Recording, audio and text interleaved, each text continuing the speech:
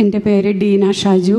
ഇരിഞ്ഞാലക്കുട രൂപത കുറ്റിക്കാട് നിന്ന് ആണ് ഞാൻ വരുന്നത്. അപ്പോൾ ഞങ്ങൾക്ക് ഒരു 50 സെൻറ്റ് സ്ഥലം വിൽക്കാനുണ്ടായിരുന്നു. ഭയങ്കര തടസ്സങ്ങളായിരുന്നു, വിറ്റുപോവാതെ. ഞാൻ വെഞ്ചിരിച്ച കല്ലുപ്പ് ഇവിടെ നിന്ന് കൊണ്ടുപോയി വിതറി പ്രാർത്ഥിച്ചായിരുന്നു. അതിൻ്റെ ഫലമായി 1 വർഷത്തോളമായിട്ടാണ് ഞാൻ അത്ഭുതങ്ങളുടെ ജപമാല കൂട്ടി തുടങ്ങിയത്. 2 പീസ് സ്ഥലം 1 വർഷത്തിനുള്ളിൽ എൻ്റെ വിറ്റുപോയി. 5 സെൻറ്റ് വീട്. പിന്നെ അത് വീണ്ടും തടസ്സത്തിലായി പോവാതെ കിടക്കുകയാണ്. അതിൻ്റെ ഇടയിലാണ് അച്ഛൻ ഔസേപ്പ് പിതാവിൻ്റെ നൊവേന 33 ദിവസം നിയോഗം വെച്ച് പ്രാർത്ഥിച്ചാൽ ഇവിടെ സാക്ഷ്യപ്പെടുത്തണമെന്ന് അച്ഛൻ പറഞ്ഞത്. അങ്ങനെ ഞാൻ 33 ദിവസം ഔസേപ്പ് പിതാവിൻ്റെ നൊവേന ചെല്ലുമ്പോൾ എൻ്റെ നിയോഗം ഔസേപ്പ് പിതാവിൻ്റെ രൂപത്തിൻ്റെ അടിയിൽ എഴുതി വെച്ചിരുന്നു.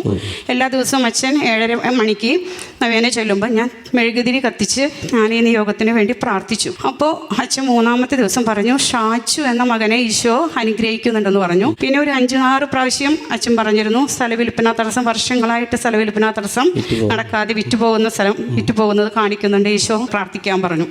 കറക്റ്റ് 33-ാമത്തെ ദിവസം കാലത്ത് 10 മണിക്ക് കഴിഞ്ഞ ഞായറാഴ്ച എൻ്റെ സ്ഥലം 5 സെൻറ്റ് സ്ഥലം വിറ്റുപോയി. അന്ന് അഡ്വാൻസ് തന്നു. പിന്നെ ചൊവ്വാഴ്ച കരാർ എഴുതി. ഞാനിപ്പോൾ ഇന്ന് എൻ്റെ സാക്ഷ്യം പറയാനായിട്ട് വന്നിരിക്കുന്നു.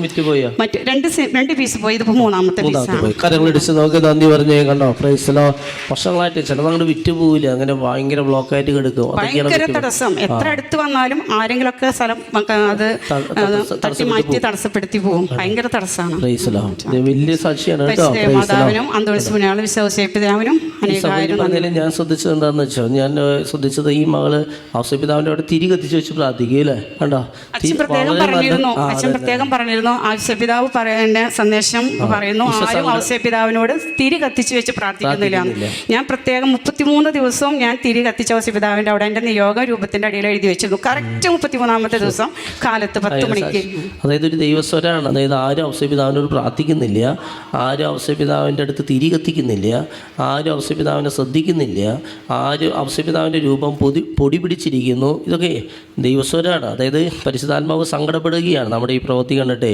ആരും തിരി കത്തിക്കുന്നില്ല, ആരും ശ്രദ്ധിക്കുന്നില്ല. എന്നാൽ മാതാവിൻ്റെ അടുത്ത് തിരി കത്തിക്കുന്നുണ്ട്, ആളുടെ രൂപമൊക്കെ ഇങ്ങനെ പൊടി പിടിച്ചായിരിക്കുന്നു. മനസ്സിലായി, ആരും എന്താ പറയുക, പ്രാർത്ഥിക്കുന്നില്ല, ആളെ ശ്രദ്ധിക്കുന്ന പോലും ഇല്ല. ഉണ്ടോ, മനസ്സിലായോ? അപ്പം നിങ്ങൾ 33 വർഷം ഇതുപോലെ നിയമം വെച്ച് കാണുക കേട്ടോ, തിരി കത്തിച്ച് വെച്ച് കാണുക. അത് ദൈവം ആഗ്രഹിക്കുന്നുണ്ട്.